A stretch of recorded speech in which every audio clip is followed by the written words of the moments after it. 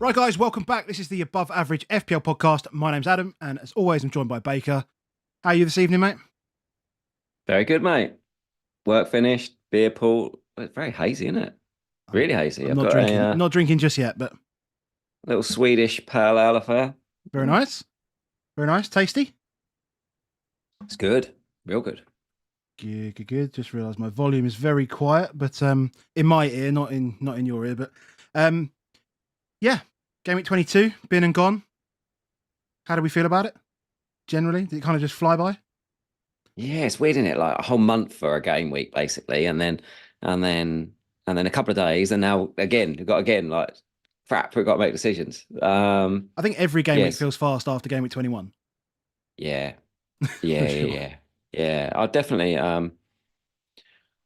it's been a big few weeks, I think, just in general in terms of ranks. We'd had a really good spell. You're carrying it on, mate. What are we now? 7 green Seven. arrows in a row? Yeah, 7. Boom. I I'm too deliberately very much. I deliberately didn't mention how big the green arrow was this week. Though it wasn't massive. It was just like It don't matter. 100,000 places. It it don't matter. Just keep it going. Just keep chilling. Um, I'm 2 reds in a row. You know when you're like, I'd like to stop that, please. But it's yeah, it's no Gabriel the week before and no Alvarez this week, so it's a bit of a big one. But hey, at least there's another one coming to put us, well, hopefully me out of my misery. Hopefully. Hello to everyone in the chat. How you doing? Hope you're having good. I can't even speak. Hope you're having a good Friday. I see someone's joined us from Perth, which means actually for him, it's Saturday. Yes. It's actually Saturday morning. So morning to you, Alan. Yeah, it is. Yeah. Shall we just talk about? Do we want to talk about the Carl Walker thing? Let's do the Carl Walker thing because we can't. I mean, I always find this hilarious. Like when people talk about like content creators and stuff like that. Are we them? Yeah, we're them. We're them. But I looked at it and went, it was 5 people. Yeah. Well, we don't know the numbers, but there's a very select Well, few, okay. but we were not. Let me say, the FPL Game Week Content Creator League, there were 5 people. Oh, okay. Well, we weren't party to the news. In fact, we had a conversation in the afternoon. I probably would have been a bit more annoyed about it if because I was thinking about bringing him in. Because I was like, my moves were either Walker in or Haaland in, and it was like, well, we know Haaland's not starting because that is the league the most new, isn't it? Mhm. Is that Haaland wasn't starting, but it was like, yeah, but if I got Walker, I'm definitely going to want Haaland, and then I definitely can't get Kev because I'm Yeah. tripled up on those.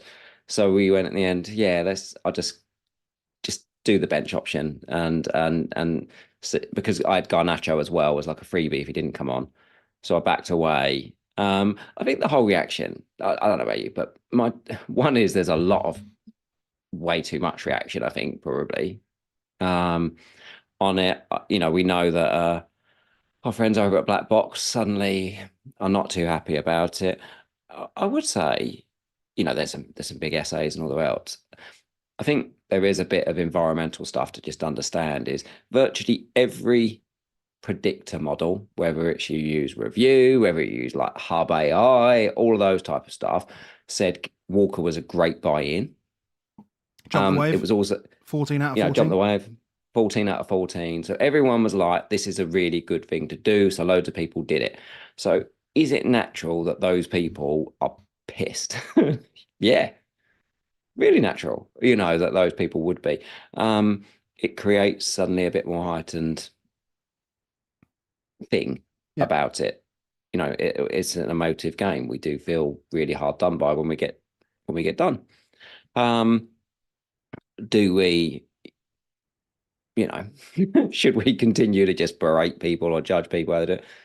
I don't think you should do that either. It is a big deal. If you've got, like, we ain't got enough followers, but if you've got 50, 60,000 followers, people love to give those people info because they want to be on side with those people. They like the idea that that person could, hey, retweet something I did occasionally and help me out with the popularity and those things. I can remember when we had like 100 followers each, me and you type stuff. We and I were remember, constantly like just trying to get big accounts to retweet us and follow us and sending messages to people that we knew other people. Yeah. And yeah, we would do that because that's there is some organic growth out there, but every little helps type thing, especially when you're getting off the ground. Oh man, I can remember we would get it like, Mark and Pranell were good friends of ours now. We won't use first names there, but when they were just late riser in general to us, Yeah. and they were two of the big accounts that started listening to us really early and promote some of our stuff, we were like, this is the best thing that's ever happened. Now we didn't beg for it either the other way, which made it even nicer. But I can see why people do feed these people information. Um, that's I think as well, what we have to remember now is it's part of the game that we play now. yeah, People say, "Oh, we need to go back to a day where there were no leaks."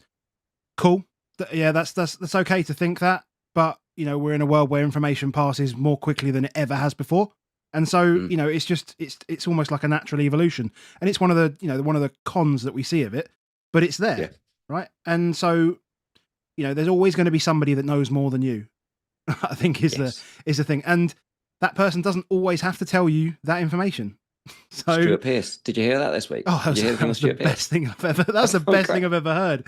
That he rang Sir Alex Ferguson and asked him to Whether whether Smalling or Smalling or Jones was going to start and because he wanted to come watch him for the under 21s. he brought him in and he brought him into his son's fantasy league team to beat his kid's headmaster. It's an And it incredible story. happened, and they got And it United got the happened. clean sheet, and it happened in game week 38. Yeah, That's the best thing. It's the best story I've ever heard. it's the best story. Anyway, Right, that's us done with 22. yeah, let's move on. Let's move on. So how do we get on? Game week scores. We're going to very quickly run through these.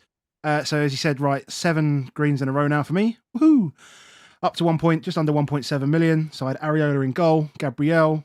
Oh, this is why this looks funny because I'd normally put the pitch view on, don't I? Forgotten. Areola in goal, Gabriel, Porro, Stupinan, Trent with the ridiculous 7 points across the back line. Thanks very much, gents.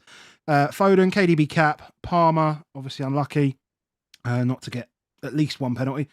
Saka, Watkins, Alvarez, so all good there. Unfortunately, Solanke third on my bench.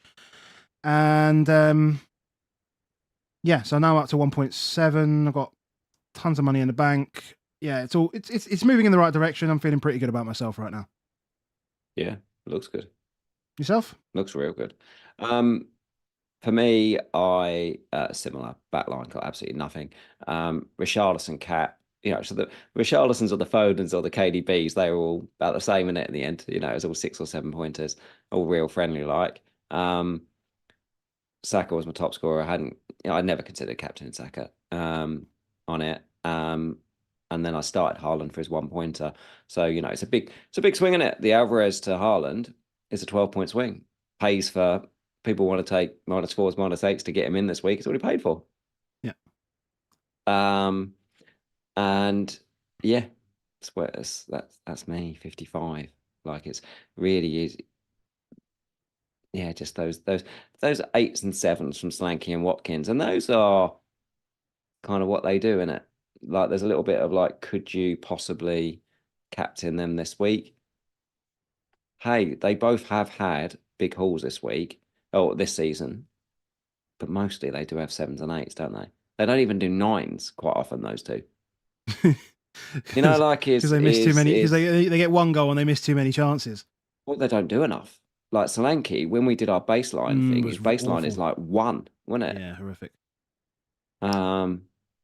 So there's always someone in the game that does something more than them.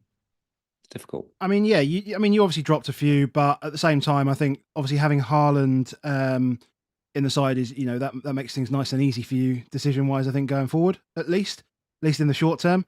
Just seeing a message that Son scored again. So yeah, I know. I don't know if you saw my face suddenly was like.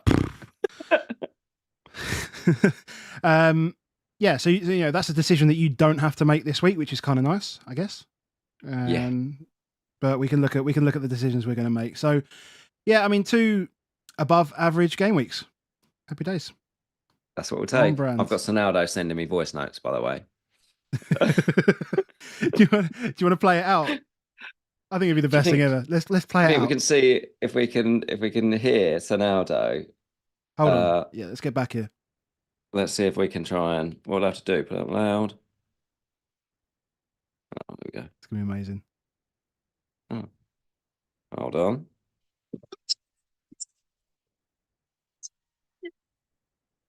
Nothing. Can't hear Mate, I want him anything. to come home. I don't want him missing this. Oh, that's you. It's me. That was me replying saying, I want him home. I don't want him. Ah, I can get him. Oh, cool. Right, let's move on to game week 23. I've realised I can't find the slide that I want to, but while I'm looking for it, if you do like the content that we're putting out, make sure you hit a like on the video today. And if you want to see more of our content, make sure you hit subscribe. I haven't checked the number, but we were at 69 the other day, so we must be close to 7,000 now. Oh, We're very, very close. Have a quick look, mate. Let us know.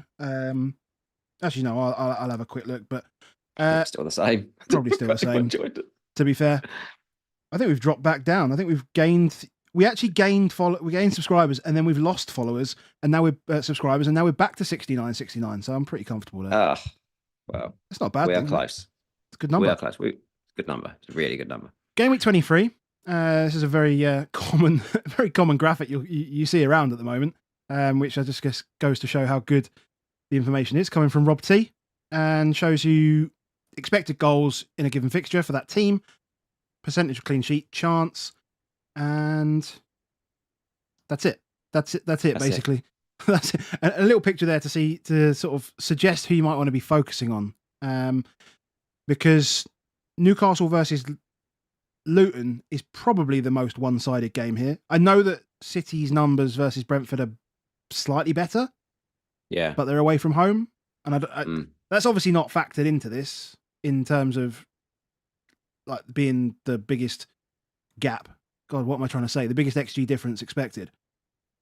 But yeah, I think that is on this. Yeah, because he's used the odds, so it is. Well, I know it will factor it in, but I think by Gordon being there, I think that's saying that. Well, that there's the biggest big asset. Yeah, isn't he is. Like you've got to play him this week, haven't you? Like suddenly there's 20% of the game played him last weekend. There's still more people that benched him. You benched him, for example. Yeah. Some relatively good numbers coming in for him. I thought he was unbelievably unlucky to not haul midweek. Is Gordon the captaincy option this week? It's tough. It's tough. Luton are buoyant at the moment, I think, after beating Brighton 4-0. Right. So you never know what's gonna come from them. It is a bit of, it's one of those. It's a bit of travel to Newcastle. Newcastle good at home. So I mean, it should in theory just be one-way traffic. Like it should be one-way traffic. I'm happy enough having Gordon in. Do I think I would buy him? I'm not sure. They play that, don't they? They play every game. Like our decisions might change a little bit by waiting till tomorrow morning, because the elephant in the room is that Liverpool game's not been announced. Yeah.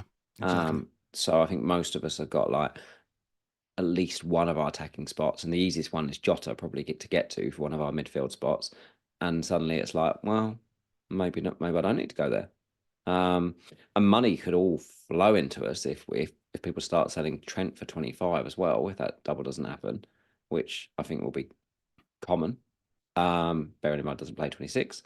Yeah, I think Gordon's is a really good option. I'm absolutely very much scared of the fact that I don't own Gordon this weekend. He could be playing up top. Barnes looks like he's back in the squad. Isak. Didn't I say Isak was either close or he was around? Wilson is close. Isak looks like he might be okay in the end. Because I definitely prefer him with a striker rather than him playing up top on his own. I do. Like he just doesn't get the space that he would need, he would want. And, I think he's much more comfortable driving at fullbacks than he is, trying to bustle around centre backs, especially what I guess, forgive me, Luton fans, championship level centre backs that just knock you about, right? More so than Premier League centre backs sometimes do. Yep. I think that's a fair thing to say. I think it's a fair thing to say. Well, it's what the bookies say. That's why we can use this and use the bookies. Well, the bookies say this is a really good fixture.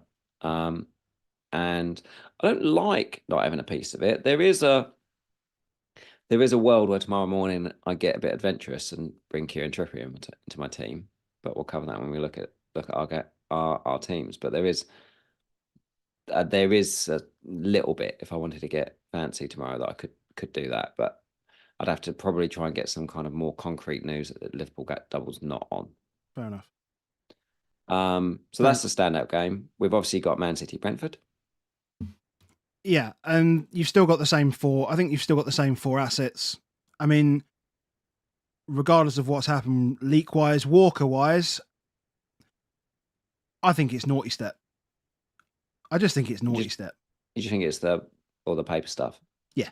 We don't know. You know, he might be asking. He was very quick. He was very quick to naughty step Foden when he does it. So it's not like Pep doesn't have previous for this kind of thing. It's a good fair point actually, isn't it? Is like, that Foden there's and too Jack much attention on you. Yeah, Foden, Jack. Yeah, I mean, there's too much attention on you, boys. Let's just take it off you for 90 minutes. Sit down, have a break. I've got plenty of players that can play in this position, and then come back next week. If he is naughty stepped, that's a big problem for Foden, because obviously Foden played right wing in the week, and it was that game that we thought,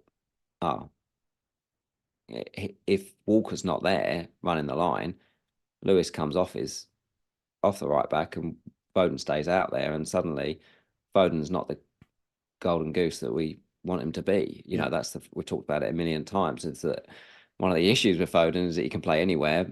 One of the beauties of why he gets so many minutes at the moment is because he can play everywhere. But yeah, it's not ideal. Not ideal.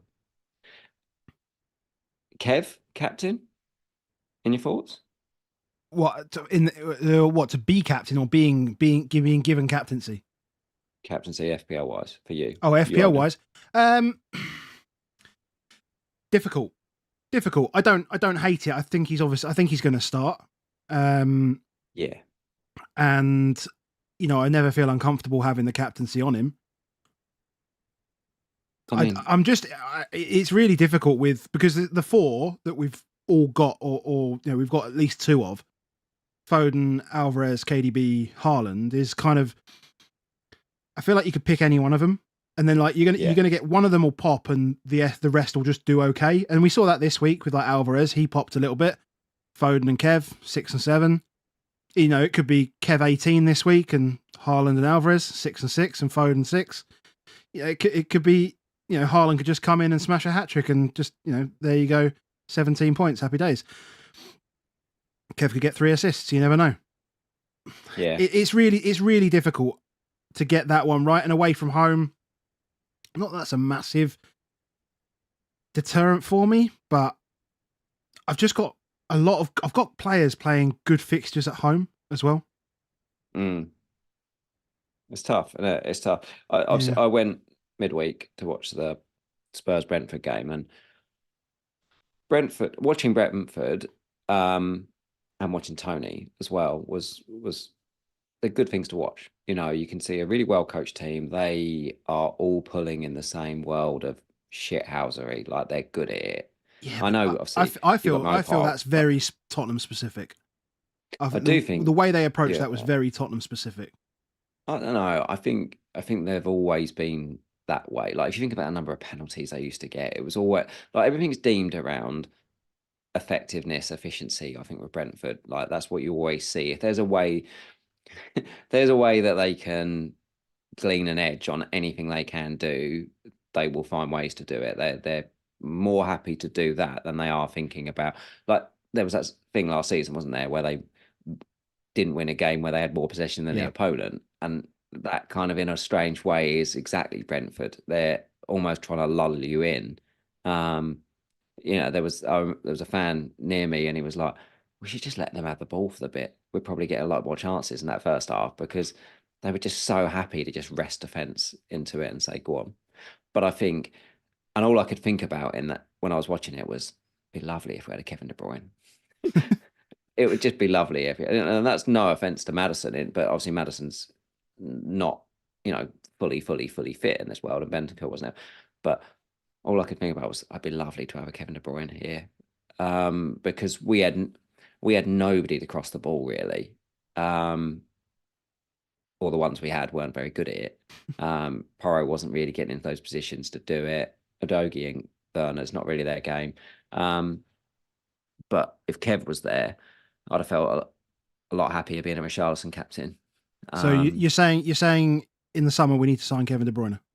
Yes. Cool. That would be the ideal. That would be the ideal. He's, but I do think that Kevin will have opportunity to just do what he wants at will with Brentford. I think they will sit in, and I think that's very, very dangerous against him. I think his floor's pretty high this week, and that's me that doesn't own him. I'm going to be scared again because he's still being bought, isn't he? Like 8,000-10,000 people an hour, every hour of every day. It's pretty scary not owning him. But obviously Haaland is the other one. I sent you the video from the press car because you get so much on Fridays, you get so much noise. But I do think everyone should just Beanie Man Sports has all the presses.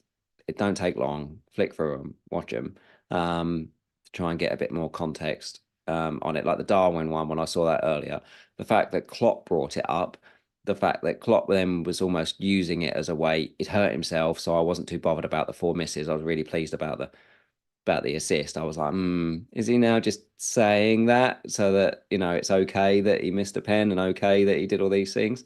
And then guess what? Darwin's okay. I watched that one earlier from Pep around Haaland, and I'm like, Yeah, I was pretty set. I mean, obviously you interpret the way you want it to, what you want to, and to fit your narrative, I guess. But even I'm sitting with Triple City, no Haaland, and I looked at it and went Haaland starting. That's how I read it, especially right at the end, because they talk about, he talked about specifically like the last 15 minutes of that game, and then they're just like everyone was looking for him, and then he kind of said, and I don't know whether it's language barrier. Pep's English is excellent, so, but he said about trying to find him in the next game as well. He sort of alluded to that. Yeah, it just felt that way. We're going to find ways. Even in like he played 20 minutes, he had 5 penalty box touches, and Alvarez played 87 minutes, had 2 penalty touches. One off a set piece, and the other one's the header. He scores them both, so well done, Julian. But it doesn't give them the same thing that Haaland would, which I think that's perfectly acceptable, because we shouldn't forget that Julian played a crap load of minutes when Haaland was fit. The person that wasn't fit at the time was KDB. Yeah. And we always were like, well, what happens now? Yep. And obviously Alvarez was previously taking set pieces as well, corners and stuff. KDB comes in and just takes them, right? He just takes them off him. So just wanders in. Just stands up and says, I'm here. So you haven't got the straight funds, have you, to do Alva to Haaland? No, I can't even get Watkins there, I don't think. No. But if you did, if you were, because we've got people, if you're people that have got the money to go straight from Alva to Haaland this week, do you think you should do it? If you've got the straight money, yeah, I would. Look, Haaland, when fit and firing, is convincingly the best player in the game, because he just gets so much of the XG share in that team. And they are still one of the best attacks in the league at the moment. Not quite as good as Liverpool right now, but they're now picking up their 2 best players coming back to the side. So that, for me, it feels like it will just improve. Business end of the season. Like they don't lose games in February, March, April, May. They just don't. They don't. So, if you want games where they're going to score 3, 4, 5 goals. Would you do any of the others? Would you do Solanke? Would you do Watkins? Would you do Darwin? I mean, I think in all situations here, you're taking out a good player in a team. So less so Darwin. I will argue that. You hate Darwin. He's a bad finisher. He's literally he's a bad finisher. Like if people would still get Jesus in if Arsenal created that kind of volume. I get it. I get the volumes there. But if you're getting close to 1xG every single game, and it feels like 1 out of 4 games, he exceeds his XG in a game. Like that's just not. It's not. Doesn't. It doesn't get the 3 goals either, which doesn't help Darwin, does it? It's because obviously And because he misses, he had a chance to get a free goal because he had a penalty. Everything feels like a 6-pointer, right? Yeah, it feels hard. It feels harder. It feels harder. But man, it's a hard sell. That's the easiest out of the 3 that I know, and I'm obviously totally biased because I own Solanke, I own Watkins, and I don't own Darwin. So obviously I'm going to say that. Out of the others, obviously you've got the problems like is that Solanke faces Forest this week at home, which is obviously a prime fixture, and Watkins has, I think he has Sheffield United. No, he's Sheffield United now, but he has Burnley in the. Who does he have in? Does he have Burnley or Forest in the blank? Forest in the 26. Forest in 26. At home. So, like, it's difficult. You're going to be taking out a good player, but then just remember that you're bringing in Haaland. Yes. You've just got to remember you're bringing in Haaland. I do get it. But that's the other 2. I was going to take out 2 of them and include João Pedro, and that feels really fucking stupid right now. Like, I don't think I'll do that. Villa with 2.1 expected goals this weekend, like losing Watkins. If they score 2 goals, chances are he has some involvement. If Bournemouth, who've got an expected goals of 1.95 this week, score 2 goals, he's involved. Yeah. He's just involved. Like he could have easily had 2 assists last night. One ended up just being offside. But the other one didn't Bournemouth score 3 recently without him being involved? Well, again, but the chances yes. I get it. I'm just chances are that he does. Are they enough to captain Watkins or Solanke? I don't think I could captain them over potentially capping Palmer. Looking at this, look, Palmer with expected goals of 2 against Wolves. Obviously, Wolves at home shipped 4 against Man United last night. It's a short turnaround for them. Mm-hmm. There's still the deal that Chelsea are Chelsea, and Chelsea obviously got dismantled, but they were playing Liverpool. You never fully know what you're going to get from them. But I do think that Palmer's a really good captain option this week. There's again until we get like fully firing Haaland back and everyone's just back on him, and then Salah's back and maybe gives him a run for his money. The captaincy options are going to be so much fun, and we're going to see a lot of what we've seen this week. As we saw, like a complete, what's the word? Divergence or something like that of a diverse, different number of captains. People had Saka 10 points. People had Alvarez 13 points. Yeah. People had KDB 7 points. People had Richarlison 7 points. Some people had Trips. Like there were so many different ones, and nobody really lost out of it. Like, no one was over 100%, were they? No. This week? So like 6 points between like the top scoring cap and someone else is like, what? Okay. Like you only really win in captaincy when you pick the guy that gets 15 points and everybody else picks the guy that gets 2. Yeah. So Freddie's mentioned like Gordon. Like Gordon's playing Luton. I think he's all right. I think he's all right as a captain option. Yeah. I think Trippier is all right as a captain option. Yeah. Like he is definitely there. Fun week. Moving that world to defenders. You shared with me earlier the Chase's graphics just around it, but I do, but I can't remember whereas. Oh, you want to go before we look at that? Before we look at it, just expected goals against for some very popular defenders here. Obviously, Tottenham expected goals against this week is 1.5 for Everton. Yep. Arsenal expected to score 1.6. So that's against Trent. If Trent plays, because they've got the best right back in the world at the moment, Liverpool. Trent will play. Yeah, big game they'll play. And then Liverpool, obviously, are expected to score 1.45 goals, which is against Arsenal. So none of them are good. And like my whole back 3 is them currently. I've got Gusto. Looking at this one, I probably should play Gusto over those 3. Yeah.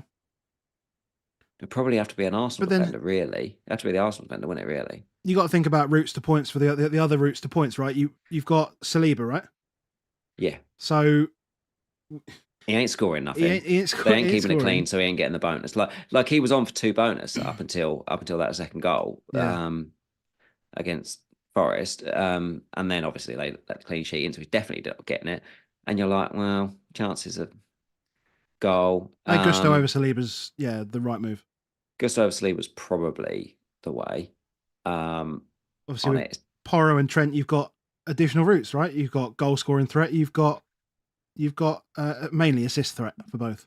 But let's do that goals, the conceded on the chase graphics. You want the conceded? Yeah, I can do the Have we got that one? conceded. Yeah, I got it right here. Hold on, I think it's that one there. So So can anyone spot the elephant? Spot the elephant in the room, or spot the team that's not where, especially me and you, would like us to be? So this says that Tottenham are 18th out of 20 for rolling 12 game average of XG conceded. That is so bad. It's been so long since we've been that bad. Yeah, I do think on both of these ones, what we are seeing as well though is a little bunching in that actually there's not as many huge numbers, but it's an interesting one that Bournemouth obviously are like 1.2 here on a rolling 12 game average, which is ridiculous. Yeah. But realistically, what you're seeing is 3 elite defenses in Arsenal, Liverpool, City. And then, and Arsenal at 0.7 and being under 1 on their rolling average for the whole season now. Yeah. It's just the elite of elites. So when we say about benching Saliba, I'm benching the best defense there is at home. To play Porro away with the 18th worst defense in the league. But then, and then you sort of compare it to here. You've got Everton, who have progressively. They've tailed off a little bit, but 1.5 is pretty good. Pretty good. They're up and amongst it. That's pretty good. Liverpool. It doesn't feel like 1.9. Yeah, it's exactly Liverpool best attack in the league, along with City. It's hard to imagine that anyone keeps Liverpool out. They're the best attack in the league. But if anyone can, it's probably it's Arsenal at home. At home, yeah. And the game is big. Like, if Arsenal do not win this game, they probably don't win the league. If Liverpool beat Arsenal, that's probably as big as it's very, very difficult. The bookies would find it very, very difficult to say that Arsenal win the league. Yeah. So there's every chance that Saliba could grind himself out an 8-pointer here in a 1-0 win. Like, it could happen. Are there any other teams here that are just we've talked about Trips being a good captaincy option this week. Tell me the name of the team at the bottom of this list. Exactly. But to be fair as well, included in both December and January's numbers are that mauling by Liverpool, I think, as well. So, but we could say the same on Tottenham when we say we're going to say, oh, it's the Chelsea game. It's the Chelsea game. It's the lack of players. It's the this, that, and the other. Yeah, we can make excuses for it. But ultimately, it's those players are still there. So Tottenham and Newcastle are a swashbuckling team. So it's not the easiest thing in the world to say, but they are, and therefore these things can happen. Yeah, because we get back to neutral pretty much. Tottenham and Newcastle sort of get back to neutral. It's incredible to think that Newcastle -2, yeah, or 2 XGC per game last 12, and really they're just a good attack as well. Yeah, it's a tough call this week. But again, you've got Arsenal, Liverpool at the top of this, City obviously as you expect, then Bournemouth. And we knew their fixtures. We knew they turned a corner. Obviously, we thought a couple of weeks ago they just had a blip or whatever, but that makes it really difficult to sell Solanke as well right now. It makes it incredibly difficult to sell Solanke, I think, right now. And obviously, plays games. It'll be easier to sell Solanke in 25 if you can get to Tony. Yeah. Because of the 25-26 is not so great, and you've got another guy that's got a double, and then West Ham. In 26, like I think a lot of people will still look at that Solanke to Tony move if they've got it available. But that's a long way away. This game changes a lot. I was just wondering how far are we away from Boomo? Still a while, actually. Still a while. Yeah. I think when it happened in January, he said something like 3 months. So it's well, more it was December when it April. happened.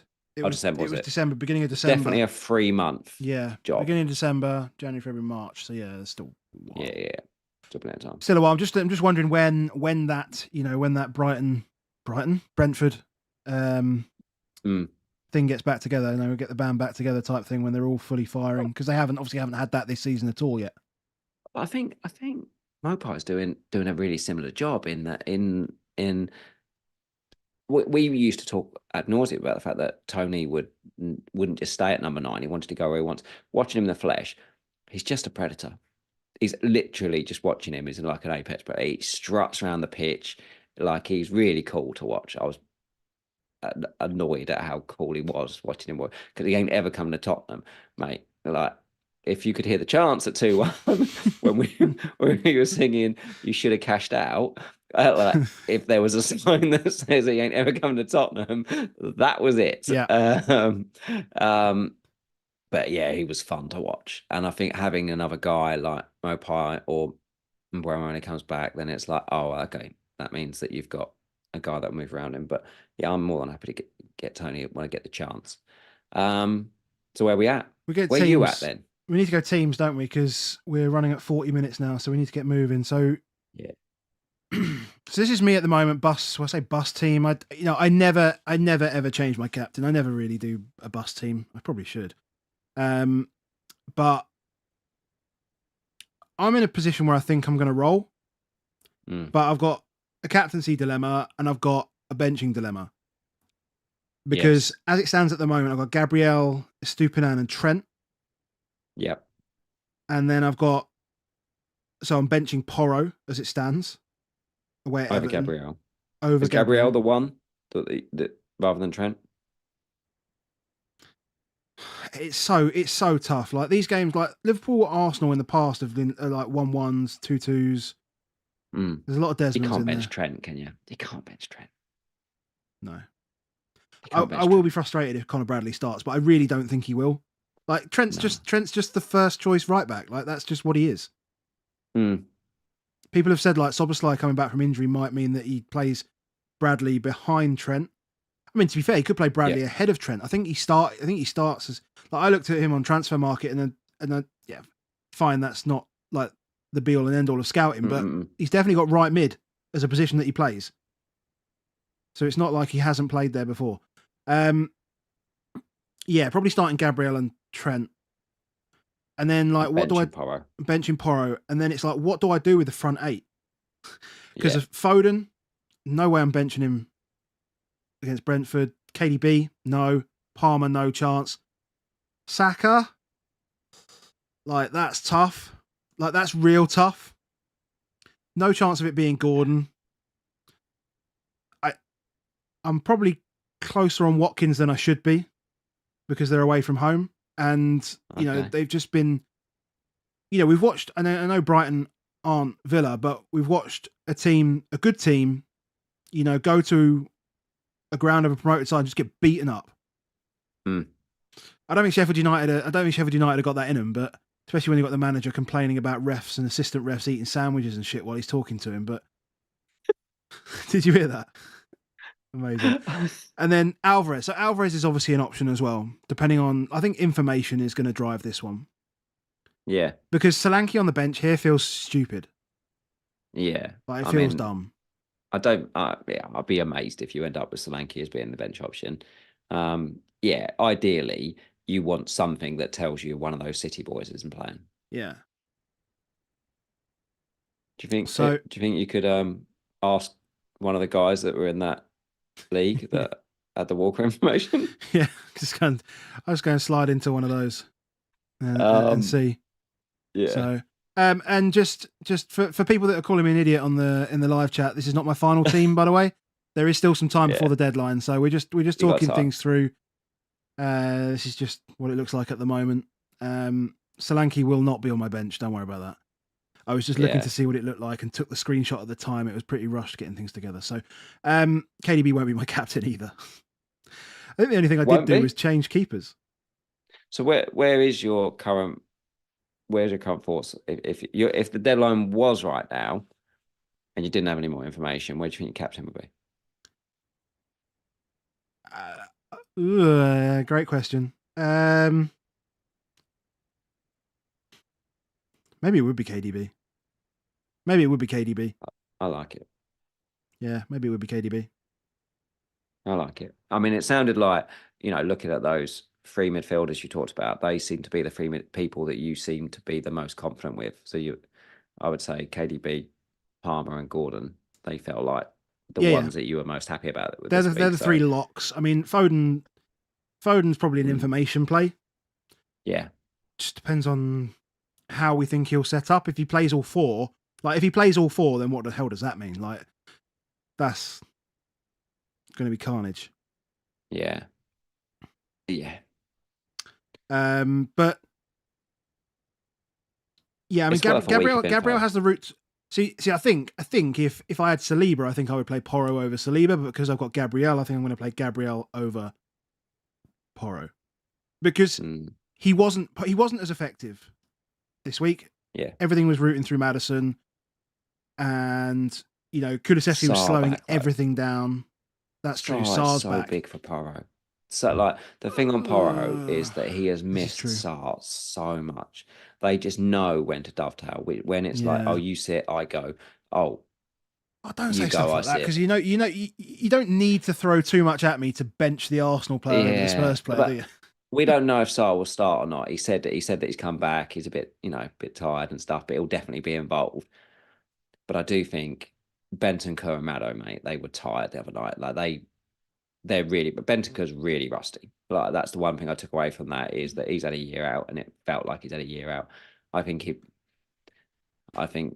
he can get Sarr back in that team, I want to see Sarr back in that. I think some people are looking at maybe selling Porro, and I'm like, I want to see Sarr back in the team before I start making those decisions. Someone said bench boost. I almost did last week. The world's worst. Oh, yeah, that's exactly. I think they're the words you used last week. What if Alva doesn't play? You can't because of Alva. Like Alva could just not play. Also, don't fancy Palace away at Brighton either. Or Foden could just not play. Bernardo potentially comes in, Haaland comes in, and both those players maybe don't. He's so happy. So happy. Semi-finalist. Yeah. On to your team, mate. Okay. So obviously I brought Haaland in last week, which, hey, look, it's cost. It's 11 points less than Alvarez. But I've got to start Haaland. At the moment, I've got Saliba, Porro, Trent, the back three. I haven't changed them. I haven't changed my team at all other than actually I swapped in Dubravka for Areola, but that's the only thing I've done. So yeah, Saliba, Porro, Trent at the back. Gusto is my option, home to Wolves, to come in. I'm thinking that I will play Gusto above Saliba. I haven't considered taking Porro out because I'm blindly biased in that world to Pedro Porro. As you should be. Just love him. Palmer, Saka, Richarlison, Foden. I will start all those above Garnacho, who's first sub, so that's fine. I'm more than happy on that one. Solanke, Haaland, Watkins, definitely that front line will be that front line. I don't know on cap. I genuinely don't know. Watkins felt like the most okay one, but he's just got so little. He just needs to score. That's it, isn't it? But he's not. Doesn't get the 3 points. Doesn't get this. There was a couple of times in that game midweek where felt like he could have gone down, or somebody else could have gone down, and I was like, oh, he doesn't get the penalty anyway. Doug Luce, I get that. So I was like, oh, it just reminds me sometimes that Watkins can be quite a limited pick, and it makes it really hard for me to captain him. So I think it's probably between Haaland and Palmer for me as captain. That's fair for this week. That's fair, and I think that's fairly straightforward. I mean, like, how far away is Solanke from a captaincy though? Like, do you think in that conversation? I remember a couple of weeks ago I looked at this, and it happened again this week, where there's only one game this season where he's got top bonus. Okay. And he's only got like 2 less goals than Haaland this season. Like, he's legit. He's got, like, what's he got? 13 goals this season. Yeah. Like, I want my striker, when they only get 4 points for the goal, I want my striker to also get the free bonus. Yeah. Tony, you always think, that's why I like Tony, is he does enough around the pitch and stuff that you think, good chance he gets the goal in a 1-0 win, he'll end up with top bonus. Like, this could be a 1-0 win, but I'm not sure he gets top bonus. And that's happened a number of times. He ended up with 7 points, 6 points off of a goal. I just don't back him for the break. Not as much as I would. Palmer just, like I said to you before we started, there are people here that are claiming, to be masterminds because they captained Palmer when he got a penalty and, won on the game week in 21. And then they're also masters because they benched him this week when he should have had 2 penalties, but didn't get them and therefore blanked. But that's all he needs. And Chelsea just get pens. Yeah. So I would just roll the dice on Palmer with so many routes to points and go Palmer over Solanke or Watkins. Yeah. No, that's fair. Yeah, Solanke's Haaland's Haaland. But Haaland's Haaland. We have reached a point though, haven't we, where Watkins and Palmer, we're not gaining if you don't cap them. Because they're 100% owned. Yeah, but that's fine. Everybody's got. But that's fine. You can have a couple of those in the team that just do nothing. It's not a problem. Yeah. We know we've had like Haaland and Salah doing that for us for the last 3 years anyway. So it's not like it's new stuff. You remind me again about Watkins not having penalties, and I just then makes me feel more at ease, with considering selling him if I need to and want to get to Haaland. But whether it's worth a hit, I don't know. Probably But you, not. though, haven't seen Mo sort of run around the grass, and you still got Mo, haven't you? No. Are you talking KDB. about? Oh, no, you got Kev. You got Kev. Yeah, sorry. You got Kev. You did spend the money, but you got the big boy. Yeah. Knowing whether you want to go Watkins and keep you can't keep Alvarez anyway, can you? If you want Haaland. No. No, it has to be Alvarez. It has to be Alvarez. Alvarez. But it needs to be one of the other ones because I need money. I haven't got any other options. It has to be. So like what I don't even think Watkins can come down to Darwin without me actually sacrificing Saka or taking like Gordon down to Doug Luiz, for example. So I take out Watkins and then I get the Villa penalty taker. Like I feel like I'm like half covering myself there as well. I don't know. We're getting close to potentially after that game with 24 as well. Say, but if there's not a double 25, Trent will be on the chopping block because people will want money. Yeah, that's true. If they know that Trent hasn't got a double, but they haven't got KDB yet, and everybody else has got KDB and he's got a double. Yeah. Thanks very much. I'll be selling you, Trent. Yeah. Okay. Well, we got a night to think about it, mate. We have. Shout out to everyone that's joined us.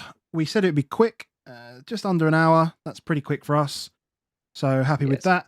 For those that are here that have put themselves forward for interest in the golf day, look out for your email inboxes tonight because there is something coming tonight, and that is locked in. We're going to start getting people confirmed, and 19th of April. Can't wait. And for newbies, we should be able to get back onto our normal schedule. So what you'll get from us is Sunday nights will be straight looking at the games. So that's going to be interesting. Next, we'll do Sunday night and Man City won't have played.